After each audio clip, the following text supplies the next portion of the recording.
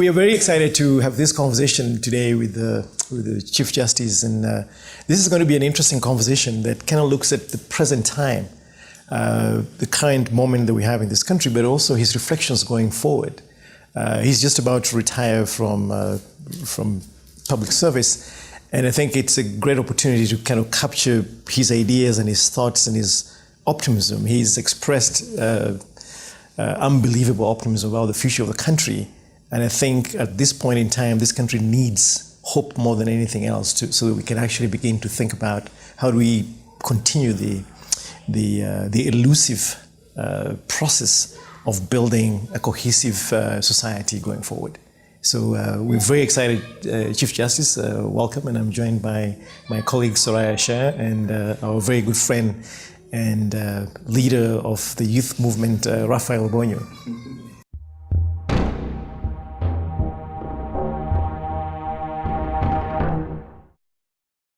As the East African Institute, one of the most important things for us is the youth. We've done a lot of research and we have a lot of data when it comes to the youth. And they're very optimistic. Why do you have so much optimism for Kenya? I think it came from my community where I grew up in Kitui in the 50s. And this is, of course, during the struggle for independence. There was a lot of optimism also. Because when you have an oppressive system, the opposite of that oppression is hope. You know, people have to imagine that there's something better. Something alternate. Yeah, you know, even his name is Biseje, right? You know, you've seen his handle, Twitter handle. Yeah, better must come.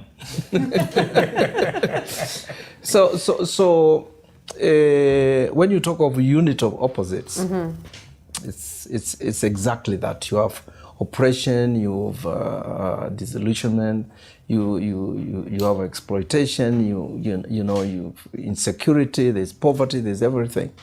But to be transformative or to be a revolutionary is to imagine that the society can change for better. Okay. And then that calls for the action, isn't it? You know, it calls for the action to make sure that that happened. And in my community growing up, that was the struggle, whether it's the water they wanted, whether it's the fighting the colonial administration from, you know, forced labor. It's independence gave the hope that this oppression will end. In Kenya, you've said, and you've done some interviews where you've said that corruption really is the bane of our existence.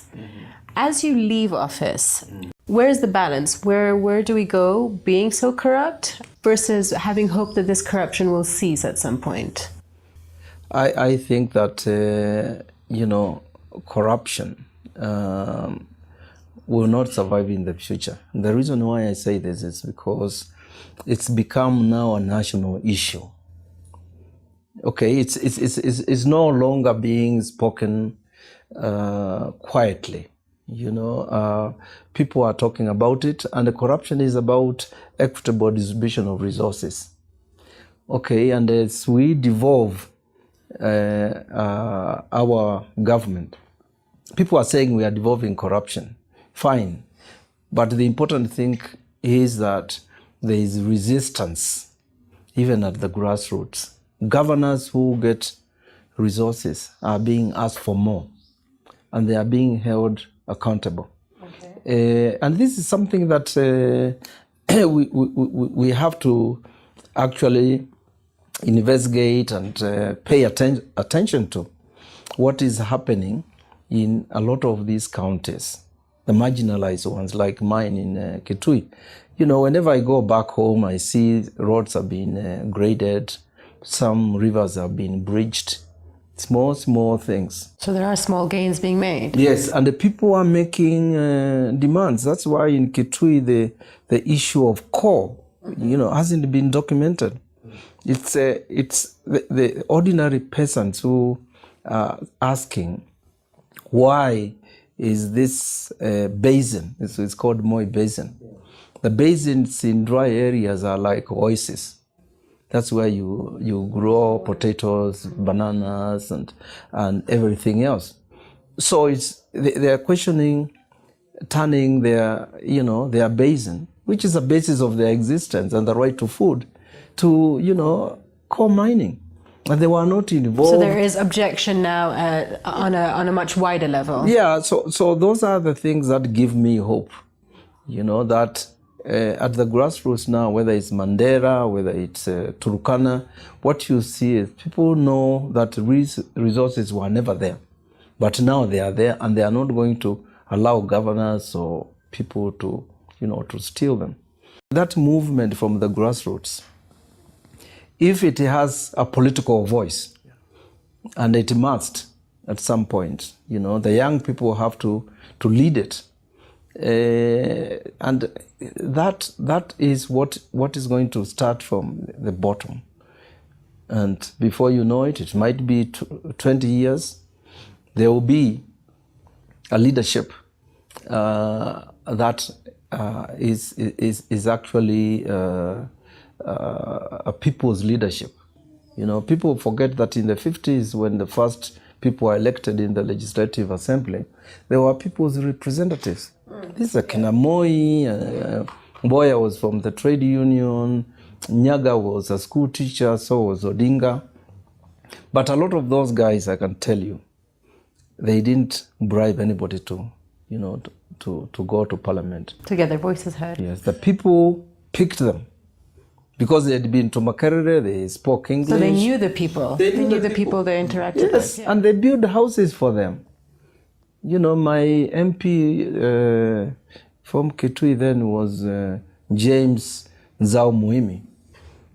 James Nzao Muhimi was a supervisor of schools. But he had been to Makerere, was first Kamba to study at Makerere. So he was known in Machakos, in Kitui. And the people went to him and said, you've got to lead us. So in that way, I guess devolution has had a positive impact, especially for the youth. They get to know the leaders and they get to hold them accountable. And I think in terms of Kenya's growth and development, this is vital. That devolution of power, like you're trying to do with the judiciary, is so important. So people understand the mechanisms that build a nation. Devolution also, apart from equitable distribution of resources, it's also denting ethnicity. There is no way the governor of Kitui will say that his problems are caused by Uhuru being the president. People forget that recently, what was Moi's philosophy? Siasa mbaya, maisha mbaya. And that meant if you are in opposition, you didn't get resources. There is no president now in this country who can actually deny Wajir resources, or Mandera resources, or Kwale, or Turkana, because that train has left the station. The other thing is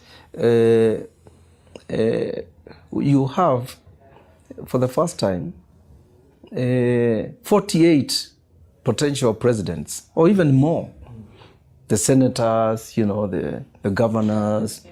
A governor who does very well can easily become a president because his county becomes a beacon. Yeah, so there's testament to the work that you're doing now. That's right. And those are the opportunities that are cropping up. I think that people have not paid special attention to MCS. People just laugh at them. I remember the other day I told lawyers that they should be MCAs, and they just laughed because it's we have a situation, a middle class that is unthinking. So within the MCAs, that battle for equitable, distribution of resources, they are very key, and they are, in fact, they're going to be, MCAs are going to be more powerful than the members of parliament. In your elucidation of the promise and the hope and the potential of devolution, and the fact that it's going to make politics more about accountability, more about real leadership, and that politics must now, for the first time, be something that you can touch, feel, and see. Yes. Okay? I want to see a road. I want to see a bridge. I want to see schools. Hospital. Yeah. But in the present moment, when you gave this interview to the Dutch newspaper, you were really bold and you said that this is a bandit economy. Yes. And you say the country has been captured by political and business cartels. And the citizens are really under this, and the citizens are crying. But one of the things we talked about outside before this interview was a tweet that you posted that basically said that we have two failures. One is a failure that is fundamentally of a leadership kind, and there's a failure of citizenship. At what point will citizens rise up and say no to these cartels? As long as our compatriots, Kenyan citizens, don't wake up and fight the divisions that actually make it very difficult for us to be a nation. And these divisions are known to us. Our country is racist. People don't talk about it. It's a divisive issue. It's there. Ethnicity. We have all these barons, who mobilize on the basis of ethnicity. Okay? And the other day in a demonstration, one of these court demonstrations, I saw that placard. It was captured, where somebody was holding a placard saying that if Raila says your wife is pregnant, be prepared to have the baby. Prepare. See? So the barons have become demigods. So ethnicity is crazy. And actually it's even worse when it's saddled with religion. Okay? There is the issue of region, which is why are people in Mombasa saying that coast is Pwani si Kenya. It's a regional issue. The Somalis too say that they are second-class citizens, all right? So these divisions of region, religion, generation is a big one.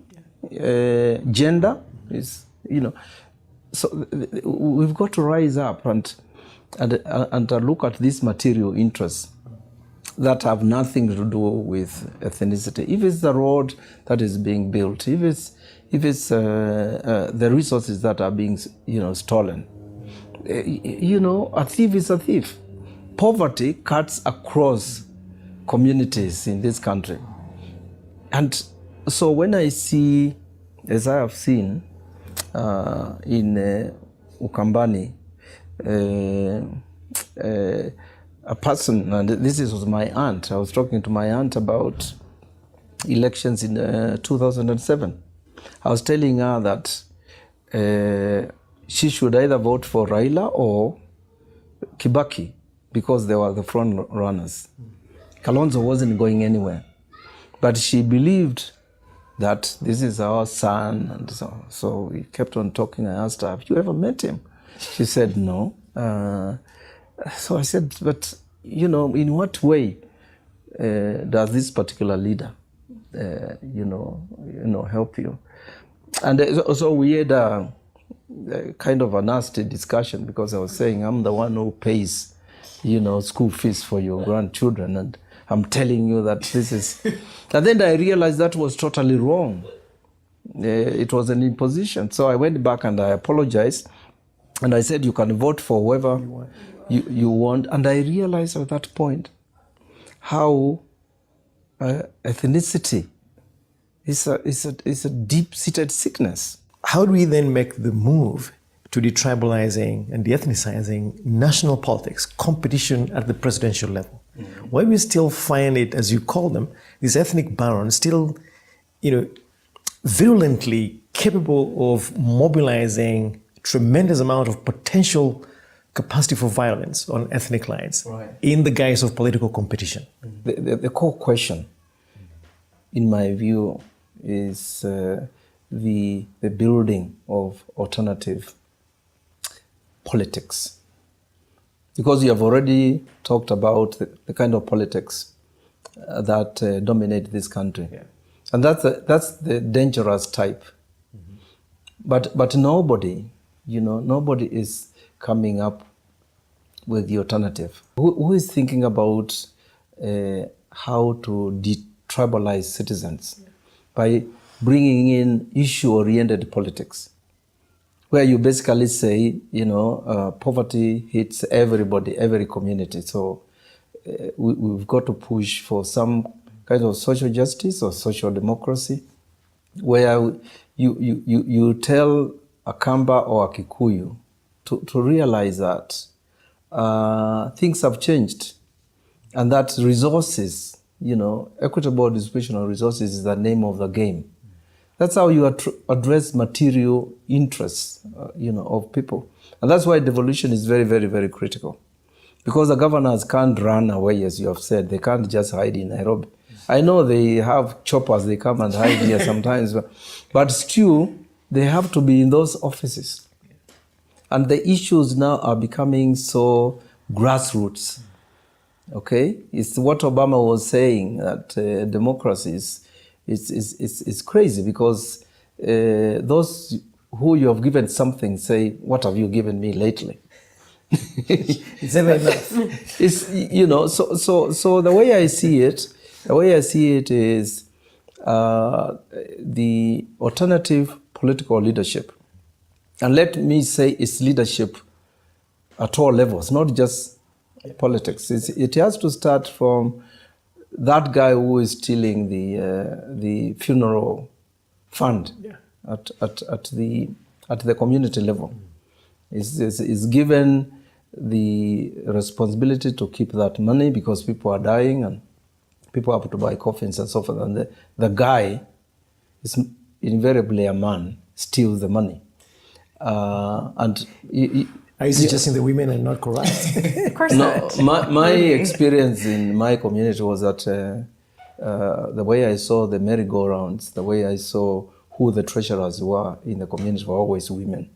And money never got lost. Money never got lost. Yeah. Which is interesting, because the youth data shows that women in rural areas are more likely to be corrupt, especially when it comes to election period, than their male counterparts. 40% more likely. Well, because if this is the whole idea now of changing politics.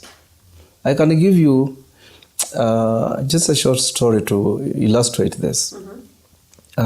People are not corrupt in the rural areas because they want to be corrupt.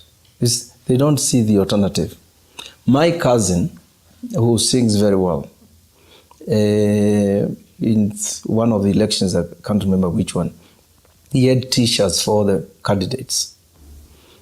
And he had a song. So if, a particular candidate comes to the village, he wears that particular shirt and sings his praises, gets money. The other one comes and he wears another one, and so I asked him, different form of work. Yeah. So I said, but this is you corrupt. You're being dishonest. And he said no. He said that none of those people represent him. None represents what his interests. So why not play those kind of games? So a lot of it is the grassroots being actually clever. But what does that mean for democracy? I think it's dangerous. It's very dangerous. That's why alternative becomes important. In any nation, actually, youth represent the dynamism, the talent, and the hope for the future. Young people find some vices, as norms, corruption, for example. They're saying they're willing to take bribes, provided they're not caught. 50% of that. Do you think there's a way there can be some sort of intergenerational connection and movement that can help to actually bring up a new hope and a better future? Yeah, it's what we are describing is to me the main problem, a crisis of leadership at every level. Because, and that's very, very critical. I think age has nothing to do with revolutionary vision or a vision for a better society. So even the youth leadership itself has to be political, has to be ideological. They have to say what they stand for. I don't think it's in the interest of the youth really to stand for corruption, because sooner or later they will find that there are very few of them who can be sonkos. The youth have to look at their material interests. That's what I'm saying. And their leadership, if, as I see it, if you have these young people capture the county assemblies, okay, with the vision that is based on their material interests, that their generation requires jobs, it requires quality education, health, housing, all those issues. So I think the youth who are in NGOs, who are in community-based organizations, I'm saying there has to be, out of the youth, some people who are ready to fight for political power within the county assemblies. I want the youth of this country to understand what a lot of people don't know about the systems. Okay? What a lot of people don't see very clearly. I used to criticize the government from the civil society, but I realized I was criticizing a demon I didn't know. Okay, now getting there, it's that story of the elephant. I was just touching the ear and I said, this is how it looks like. But I've seen it all now. And it's important to share this with the youth, because that's where the hope is. Okay. Devolution, which is so important, is not going to be very successful unless the war between the center and the devolved units over finances is concluded. So in the coming election, one of the things you have to watch is that battle between the governors and the central government over resources. And for me, the good news about this country is that this issue of equitable distribution of resources has now become part of our politics. Yeah. And it's on that basis that an alternative political leadership is going to be created. New messages are going to be created. People are going to think twice about, ethnicity, because it doesn't give you anything. What is your strongest message to youth in terms of if they want to provide solutions to some of the challenges we are facing now? The first message I would give to the youth is that one of organization and mobilization. Mahatma Gandhi said that you must be the change you wish to see in the world. So a leader has to be that kind of leader that Kenyans will see as alternative. I wouldn't mind, a new generation that is so critical of our generation, and say you've been around for 50 years, and look, these are the consequences. During the last 5 years, I've spent a lot of time with the artist movement. They sometimes call themselves Optimism, and also activists, particularly the singers, because of their social justice messages. When you look at Eric Wainaina's song, or Julian's Utawala, or Sarabi's Sheria, and now they have come up with something else, to Mechoka, The messages are very transformative. They decry the status quo. And I can tell you that it's very, very, very difficult working in the judiciary with a vision of change. I have said that it's like turning a ship tanker. That's why optimism and hope is important, because nothing is impossible. And if my other message to the youth is nothing is impossible. They have no alternative but to change this country to be different, because what they see is not in their interest. What you see about education, what chance does a kid in a rural area have now? There might be the wings of change from equity, but it's a drop in the ocean. As you leave office, what is the one thing that you would have liked to have complete, that you left incomplete, or one of the things that you go out thinking, okay, I'm very happy to have completed this mission? First of all, I've never bothered about legacy. The important thing is to leave it to the historians.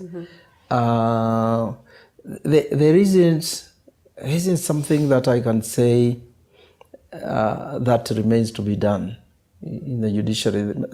For me, it was laying foundations for a transformed judiciary. And you feel you've done that? The pillars are there.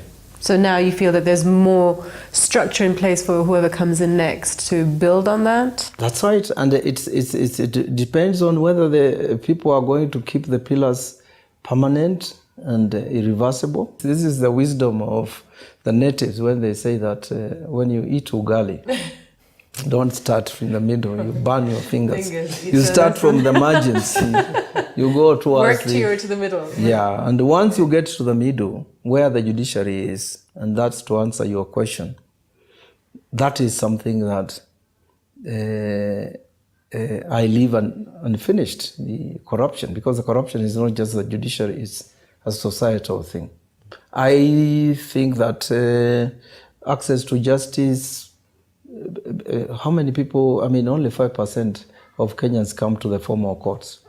That's why we've done a lot on this, alternative dispute settlements, looking at structures that exist and that actually administer justice. And there are many, in your community, I'm sure, there are disputes that are settled in the Jamaat Khan. Mediation and so forth. So those become important so that 100% has, access to justice.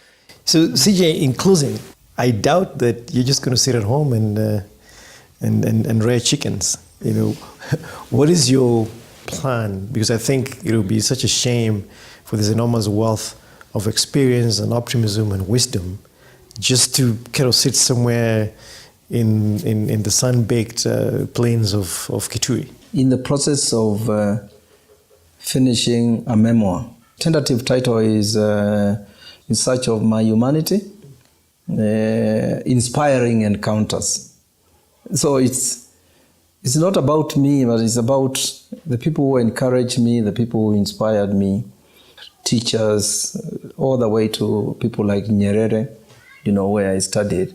So there is, that story, which I'm writing for young people. That's the audience that I'm focusing on. It starts with the day I actually get sworn in as Chief Justice, and the struggles of status and judicial power and so forth. And then it goes into the Raila petition, because I'm sure people want to hear a lot about it. And then the juicy part. The juicy part, and then the transformation.